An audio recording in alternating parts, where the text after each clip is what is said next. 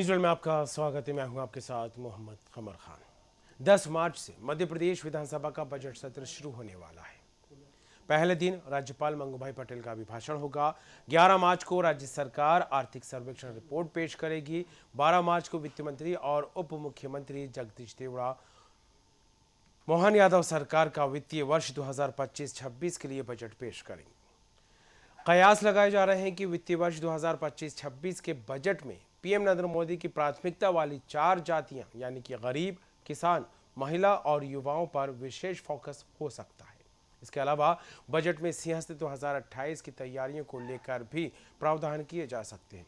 इस बार का बजट 4 लाख करोड़ से अधिक के होने का अनुमान लगाया जा रहा है। इसमें मोहन सरकार का किसान, युवा और महिलाओं पर खास फोकस रहेगा। इसके अलावा 2028 उज्जैन में होने वाले सिंहस्थ महाकुंभ के लिए विशेष प्रावधान किए जा सकते हैं।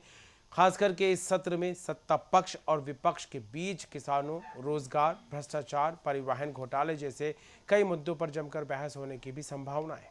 बताया भी जा रहा है कि इस बार 2900 यानी कि 2900 सवाल विधानसभा में उठाए जाएंगे। इनमें से 1785 से ज़्यादा सवाल ऑनलाइन और तकरीबन 1154 सवाल ऑफलाइन हैं। ये सवाल विभिन्न विभागों से संबंधित है, जिनका जवाब विधायकों को पहले ही भेजा जा चुका है। इसमें 1448 तारांकित वे प्रश्न जिसका उत्तर सदस्य सदन में मौखिक रूप से देना चाहते हैं और 1491 सवाल अतारांकित हैं, ऐसे प्रश्न जिनका उत्तर सदस्य लिखित रूप से सदन में रखे जाते हैं। मध्य प्रदेश विधानसभा द्वारा जारी अधिसूचना के मुताबिक बजट सत्र 10 मार्च से शुरू होगा, 24 मार्च तक चलेगा। इस सत्र में 9 बैठकें होनी हैं। बजट सत्र के दौरान सदन में बैठकों और विधेयकों पर चर्चा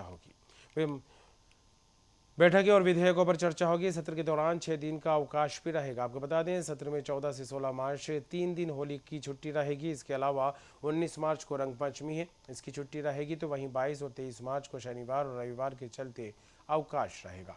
तो कुल मिलाकर जिस तरह से सत्ता पक्ष और विपक्ष को लेकर बात करें तो दोनों ही दल अपने अपने स्तर पर बजट की तैयारियां करते यहाँ पर नजर आ रहे हैं और विपक्ष ने इस मुद्दों को लेकर सरकार को घेरने की पुरजोर कोशिश यहाँ पर कर ली है। उसको लेकर रणनीति बनती नजर आ रही है, लेकिन सरकार भी पीछे नहीं है। सत्ता पक्ष ने भी विपक्ष के सवालों का जवाब देने को लेकर पूरा खाका तैयार कर लिया है। तो कुल मिलाकर यह कहा जा सकता है कि 10 मार्च से जो बजट सत्र शुरू होने जा रहा है, इसको लेकर सरकार पूरी तरह से तैयार है। इसको लेकर बैठकों का दौर भी शुरू होता नजर आ चुका है।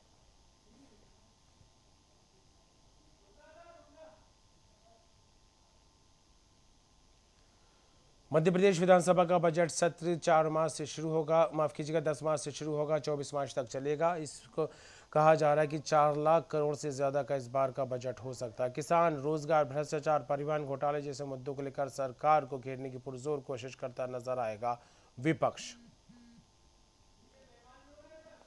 और चर्चा शुरू करेंगे। मेहमान हमारे साथ जुड़ गए हैं, आकाश सक्सेना रहेंगे जो कि चार्टर्ड अकाउंटेंट हैं। आकाश जी, स्वागत है न्यूज़ वर्ल्ड में आपका।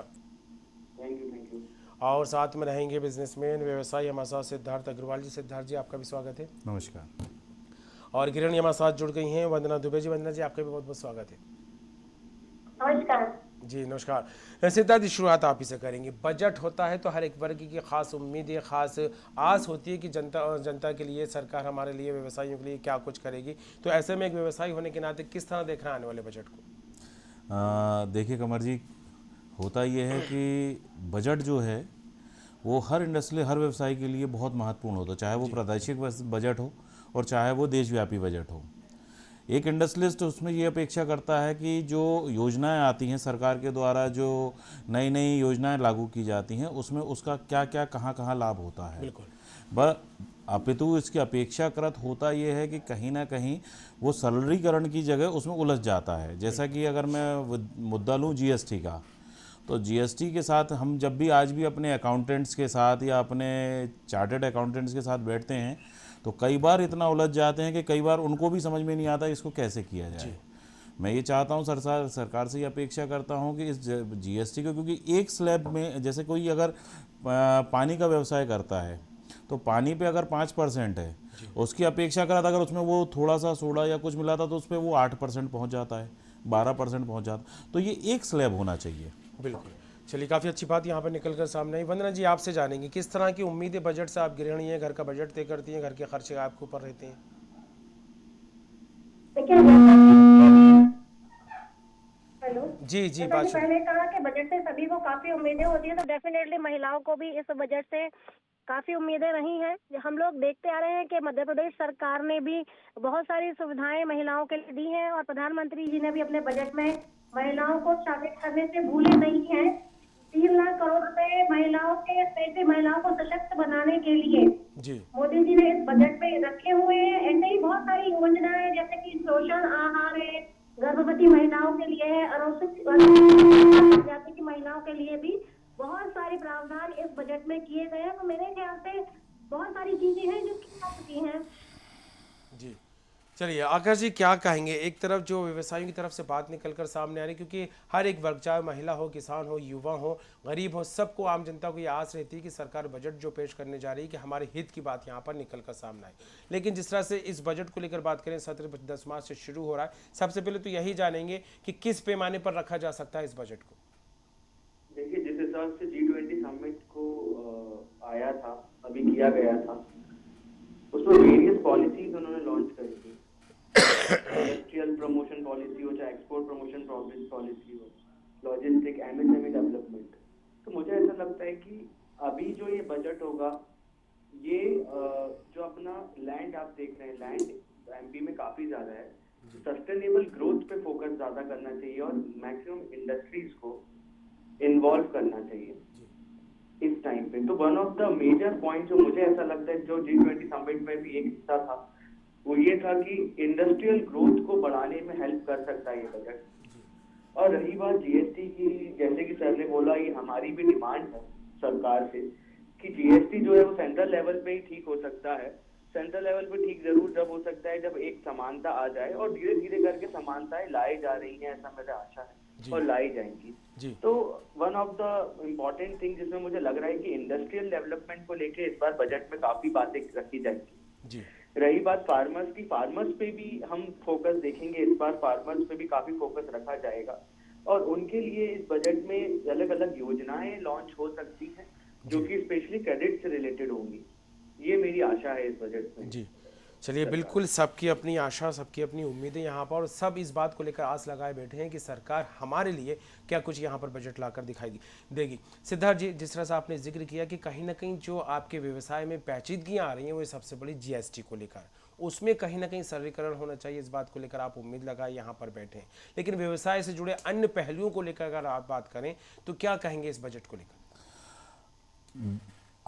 कमर जी, मैं जैसा कि हमारे आकाश जी हमारे पैनल में बैठे हुए हैं, उन्होंने एक विषय उठाया कि GST को लेकर आपका भी यही कहना है। जी जैसा कि अभी भोपाल में एक बहुत सुंदर इन्वेस्टर मीट हुई है, समिट हुआ है, बहुत बड़ा, जैसे लगभग 30 लाख करोड़ से ऊपर का इसमें इन्वेस्टमेंट आया है। लेकिन अपेक्षा ये है कि ये केवल कागज़ों में न रह जाए। अगर ये आया है तो इसको प्रॉपर लॉजिस्टिक का, आपका जैसे जो मैंने कई जगह पे देखा है, जैसे कोई व्यक्ति होता है उसके इंडस्ट्री के लिए, अगर वो उसके पास कोई निजी उसका ज़मीन है और वो अगर कोई उद्योग वहाँ पे लगाता है तो उसको वो बेनिफिट्स नहीं मिलते हैं जो सरकार औद्योगिक क्षेत्र बनाता है। जी ये मैंने कई जगह पे महसूस किया है। इस तरीके से एक DIC का जो हमारे ऑफिसेज हैं, हमारे यहाँ कहा जाता है कि वन विंडो पे सारी आपको यहाँ पे आप वन विंडो सुविधा होती है, लेकिन ऐसा नहीं होता है। आप अगर एक इंडस्ट्री आप लेने या आप उसका अपना कार्य प्रारंभ करने जाएंगे तो आप कहीं ना कहीं, आप जब उसकी परमिशंस के लिए जाएंगे तो वो व्यक्ति इतना पजल्ड हो जाता है कि वो ये सोचता है कि मैं इस चीज़ को, इस प्रोफार्मा को त्याग दूं, और कहीं ना कहीं इस चीज़ से पजल्ड हो जाता है। दूसरा चीज़, वहीं ना कहीं जो योजनाएं सरकार के द्वारा चलाई जाती हैं, जैसे कि मुद्रा योजना, युवा उद्यमी योजनाएं हैं और सारी योजनाएं हैं जिसमें सरकार के द्वारा अनुदान मिलते हैं, लेकिन उन योजनाओं का उनके पास पूरी जानकारी नहीं होती और जानकारी के अभाव में वो कहीं ना कहीं उनसे वंचित हो जाते हैं। आप इसके अपरीत जब आप वो बैंकर्स के पास जाते हैं, उनसे डिस्कस करते हैं कि साहब ये है, तो मुझे ऐसा लगता है कि बैंकर्स का भी वो रुझान उन योजनाओं के प्रति उतना अच्छा नहीं होता है, अपितु उसको जटिल करने की, मतलब सरलीकरण करने की जगह उसको जटिल किया जाता है। तो मुझे ऐसा लगता है कि सरकार को इस पर विशेष ध्यान देना चाहिए। चलिए, बिल्कुल वंदना जी आपका रुख करूंगा, लेकिन आकाश जी, जिस तरह से बात निकल कर सामने है, क्योंकि आपने भी GST का पहलू यहाँ पर रखा, सिद्धार्थ जी हमारे साथ स्टूडियो में उन्होंने भी ये बात कही कि GST में जो है सरलीकरण होना चाहिए, कहीं ना कहीं जो पेचीदगियाँ हैं उन पर विचार विमर्श करके गंभीरता से एक अलग खाका तैयार होना चाहिए, पहली चीज़ ये। दूसरा, टैक्सेस को लेकर अगर बात करें तो किस तरह देखें इसको? जी बिल्कुल, मैं भी सहमत हूँ इस चीज से। आवाज आ रही है? हाँ, जी, मैं जी, भी सहमत हूँ जीएसटी वाली बात से। इसमें एक इम्पॉर्टेंट बात ये, जिस तरीके से अभी आपको पता होगा कि न्यू इनकम टैक्स बिल आ रहा है और वो बिल में काफी जो पेचीदियां, जो प्रॉब्लम्स थी, उनको सॉल्व करने के लिए हमें मुद्दा रखा गया है। जी, तो ये आने वाले टाइम में जीएसटी में भी बिल्कुल होगा।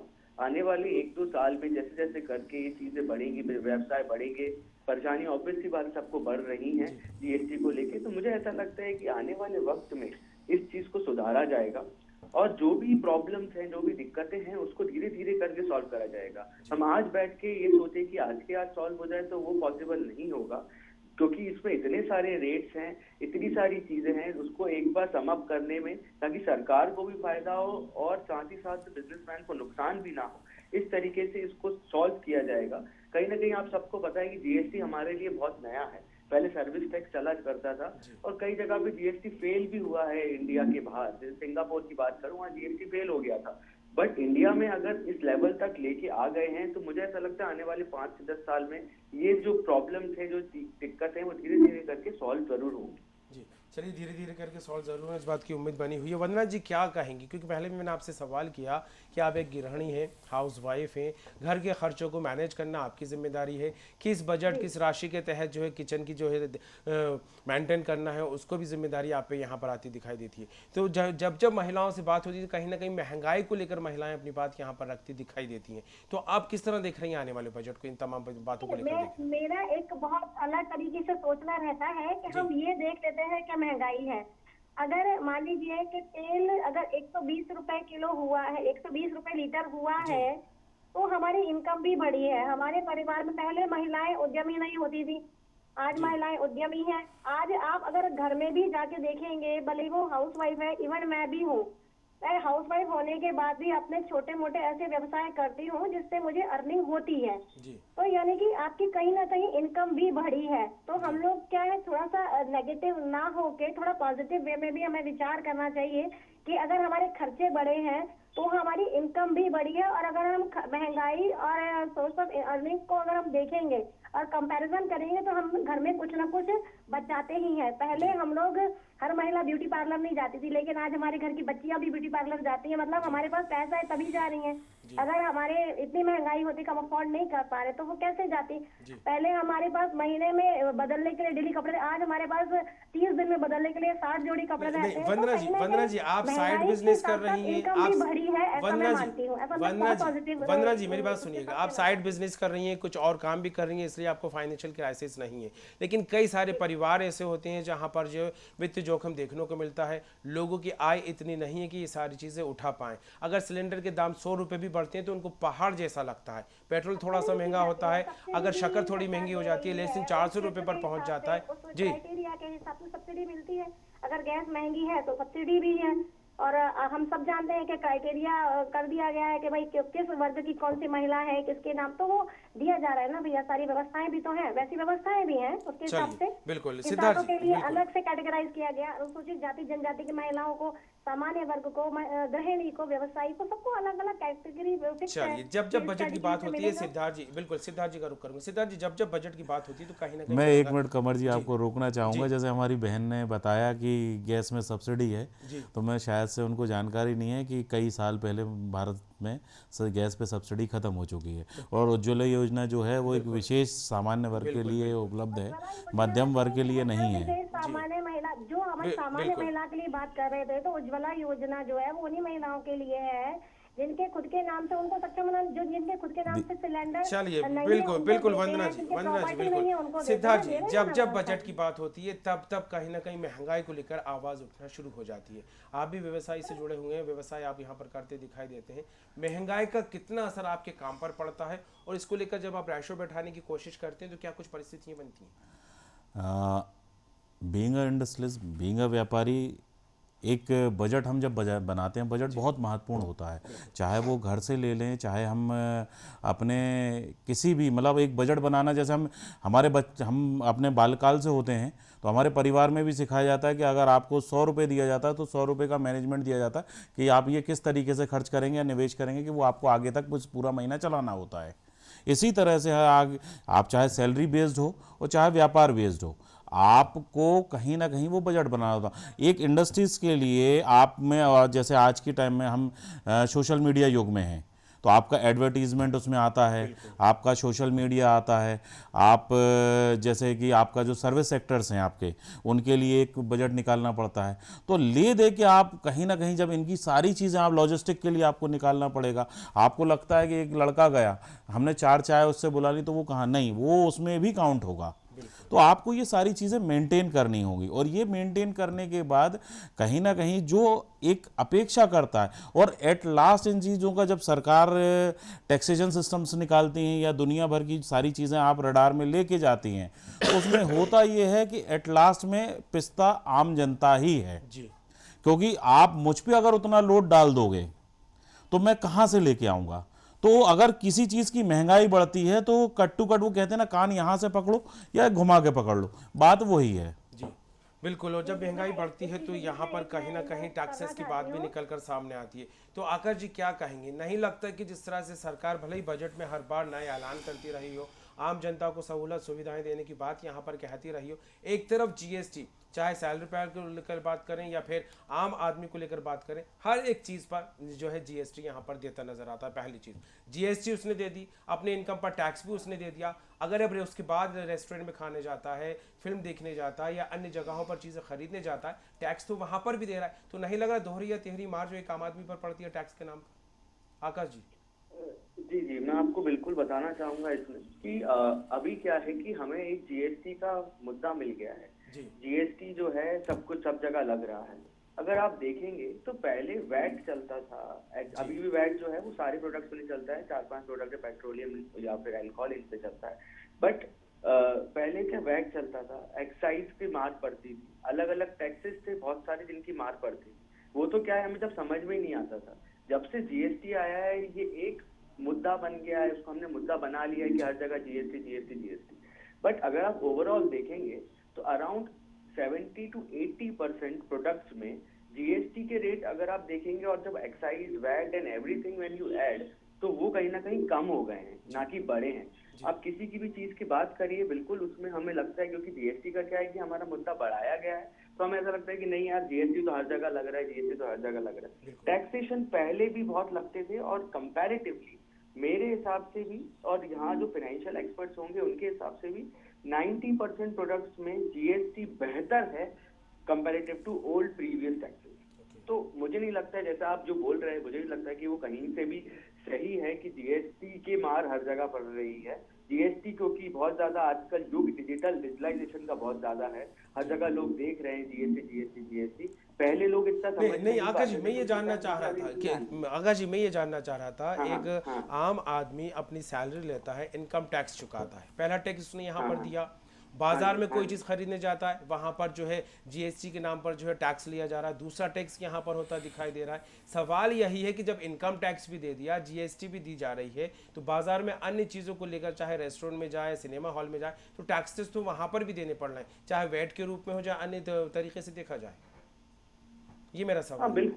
हाँ बिल्कुल टैक्सेस देना पड़ रहे हो। टैक्सेस आज से नहीं, हम कई सालों से दे रहे हैं इस देश को चलाने के लिए। अगर आप देखेंगे 1900 की बात करेंगे तो उस टाइम पे हमने 97% तक टैक्स दिया है सरकार को अपनी इनकम से। आज तो मैं ये बोलना चाहूंगा, जितना बेनिफिट सरकार आपको धीरे धीरे करके दे रही है पहले से, तो कहीं ना कहीं वो बहुत ज्यादा है। और सरकार को चलाने के लिए, आपकी आम जनताओं की चीजें करने के लिए टैक्स को तो उनको जरूरत पड़ेगी ही पड़ेगी, अदरवाइज तो वो भी सर्वाइव नहीं कर पाएगी। देखिए, हम भ्रष्टाचार को अलग कर दे, अभी यहाँ पर मुद्दा भी उठ सकता है कि भ्रष्टाचार इतना होता है, बिल्कुल होता है, मैं मान रहा हूँ, लेकिन अगर भ्रष्टाचार को हम इस जगह से हटा दें तो कहीं ना कहीं सरकार को चलाने के लिए पैसा चाहिए, इस देश को चलाने के लिए पैसा चाहिए। तो उसके लिए मुझे ऐसा लगता है, अगर हम कंपैरिजन करें पिछले पुराने सालों में से, अब आज से 30-40 टैक्स ले लेना तो सही नहीं है। हाँ, टैक्सेस लिए जा रहे हैं धीरे धीरे करके, जैसे जैसे सहूलियत बढ़ रही है, आम जनता को सहूलियत दी जा रही है। लेकिन एमपी गवर्नमेंट से क्या डिमांड है, वो आज हमारी डिमांड है, ना कि हम सेंट्रल से बात करें। तो जरूर मैं चाहूंगा कि एमपी गवर्नमेंट विमेंस पे, किसान पे बहुत ज्यादा फोकस करे, क्योंकि हमारा एमपी किसान सेंट्रिक बहुत ज्यादा है। बिल्कुल, तो बात भी यही किसान पे निकल कर फोकस सामने बहुत आ रही ज्यादा है कि इस करना बार का जो चाहिए। बजट है कहीं ना कहीं महिला, किसान और युवा, रोजगार, गरीबों पर फोकस यहाँ पर होता दिखाई देगा। वंदना जी, आपका रुख करूंगा। जिस तरह से महंगाई की बात हुई तो आपने कहा कि नहीं, आजकल लोग जो मेंटेन करने लगे हैं अपने आप को, महंगाई का असर नहीं दिख रहा है, क्योंकि अगर कोई चीज़ इनकम भी है महंगी ना, हो रही है इनकम भी है, तो मेरा इनकम भी कहना मेरा इनकम भी सवाल है। सुन लीजिए आप, उसके बाद जवाब दीजिएगा। लोगों की इनकम भी बढ़ी है अगर महंगाई बढ़ी है तो, लेकिन आज भी कई लोग ऐसे हैं कि जो 200 रुपये, 300 रुपये, 500 रुपये मजदूरी के हिसाब से काम करते हैं, अगर बाजार में जाते हैं टैक्स तो वो भी देते हैं। वंदना जी, जी। नहीं तो सुविधाएं, जब तक ये मेरे भाई ने कहा कि भाई सबको सुविधाएं भी मिल रही है, देखिए पार्लर में वही जाएगा जिसके जेब में 500 रुपए होंगे। और आप भी जानते हैं कि अगर कोई नहीं जाते हैं तो पार्लर में 200-300 रुपए से कम बिल कभी भी किसी का बनता नहीं है। इसका मतलब he is capable to give GST and all. तो मतलब ये है कि हम, एक चीज मुझे समझ में नहीं आती, अगर सड़कों में गड्ढे हैं तो हमें दिखाई देंगे, लाइट बार बार कट रही है तो भी हमें प्रॉब्लम है, नहीं कट रही है तो भी हमें, तो क्या दिक्कत है? जब हमें हमें पहले लाइट नहीं मिलती थी, मैंने खुद ने पढ़ाई की है दीपक जला के, या सुबह सुबह जल्दी कैसे करके हम करेंगे, भागते भागते तैयार होंगे, फिर हम कैसे पेपर दे के आएंगे, पता नहीं।